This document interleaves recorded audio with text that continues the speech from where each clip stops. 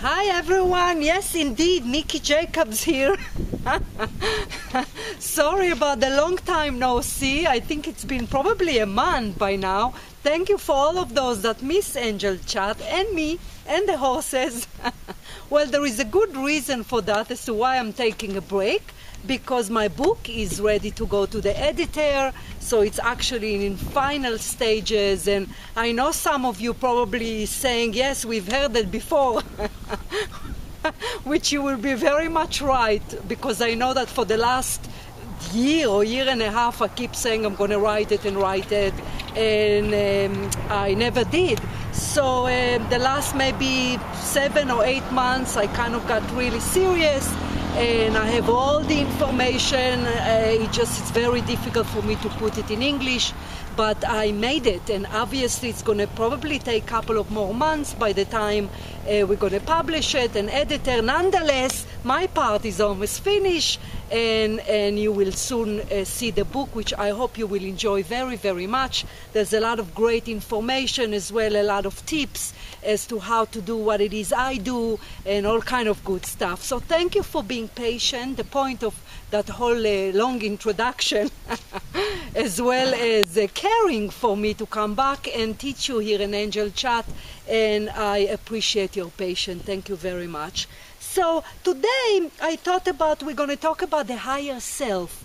I know one of you lovely viewers sent me a message about confusing as to what higher self is. A lot of people throughout the years in my work also ask me what specifically is the higher self.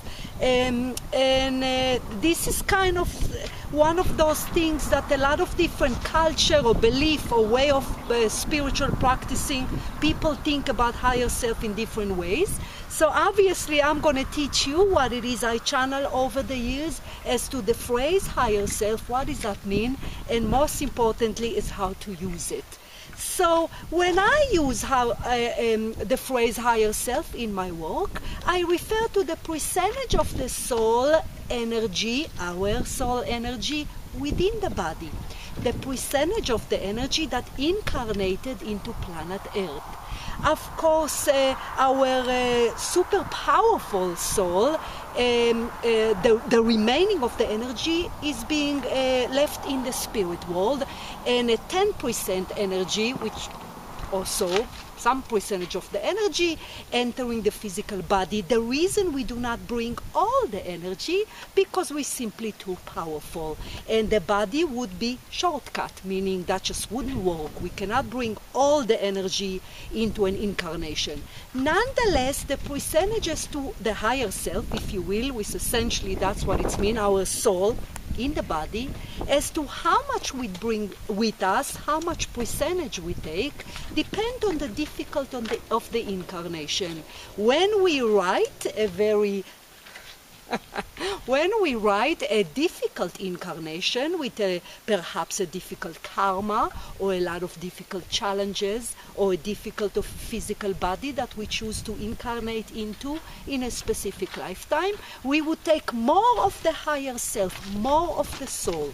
With it, we come more wisdom, more power, more ability to reconnect to our spiritual awareness, and basically the more energy that we take with us, the more help we can get if it's indeed a difficult incarnation.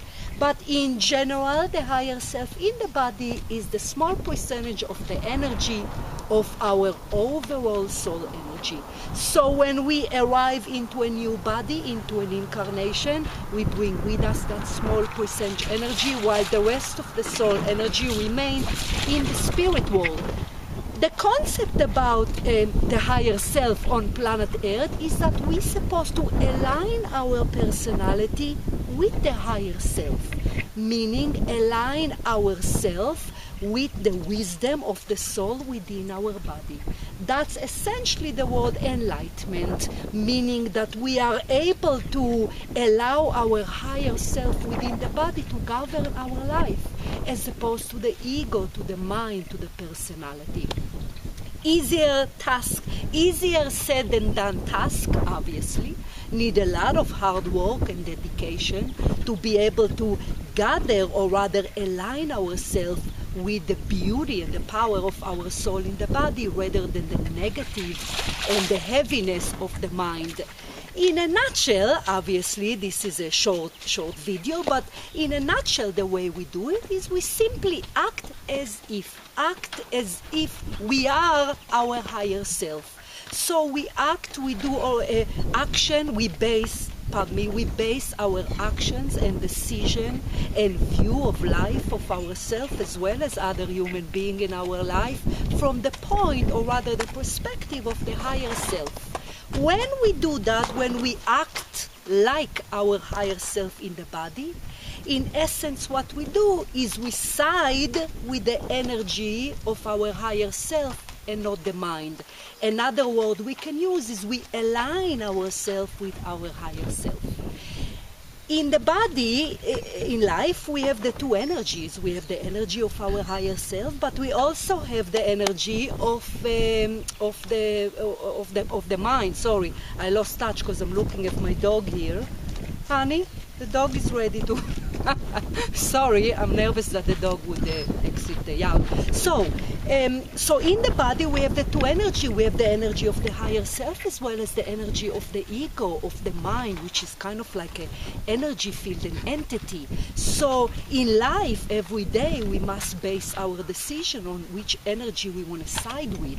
As I just explained a few minutes ago, that we have to base our lifestyle, the way we think, the way we act, with the higher self and not with the energy of the mind. Whoever we base whatever energy or decision on action that we base our energy with, that's who we're going to align ourselves with. So if we live life of drama, negativity, actions that are negative, not kind, not loving, not spiritual, we obviously gonna produce energy that is compatible with that of our ego, our mind, and not the higher self.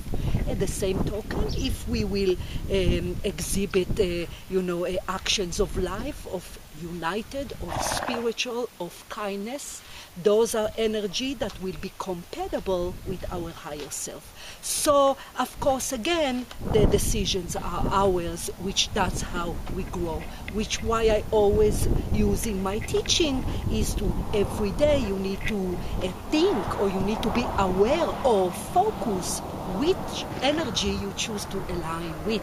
And that's how we grow, of course. So the higher self, the good news is once we understand the concept that when we act like our higher self, our soul, which is of course spark of the creator that is within us, is positive, powerful, wise, beyond words, of course. And when we are align ourselves with it, that's when indeed we can create heaven on earth, because we are able to access all that power, all that wisdom, as opposed to the ego that would lead us to no good, of course, with the negativity.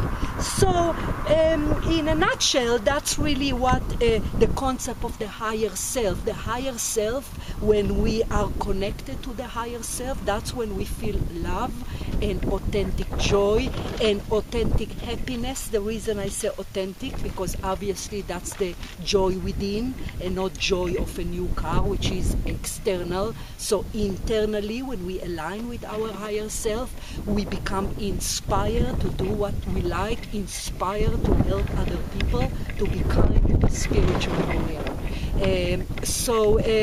So that's what you really need to do every day, is make sure that you act in action and decision and the way of life that is compatible with the energy of the higher self, of your soul within your body, and not the negativity of the mind. And when you do that, you literally, technically, when you act like your soul in your body, that's when your energy becomes one with the higher self, which we call it align yourself with the higher self, and therefore access all its wisdom and power. So I hope that helped you a little bit. I know that, as I said at the beginning, people call higher self and mean different things. For what I gather the channeling over the years, that is the best I can describe as to my understanding, of course, of the higher self within the body. So I hope you will follow my advice. Thank you again very much for listening to my long excuse as to why I didn't have any angel chat, but hopefully once the book is out of my hand and into the editor hand, I'll be able to keep it a little bit more flowing and do a little bit more often, record more often angel chat. So thank you very much. Have yourself a fantastic upcoming week, since this is a Sunday afternoon, and I will talk to you next time. Take good care. Bye.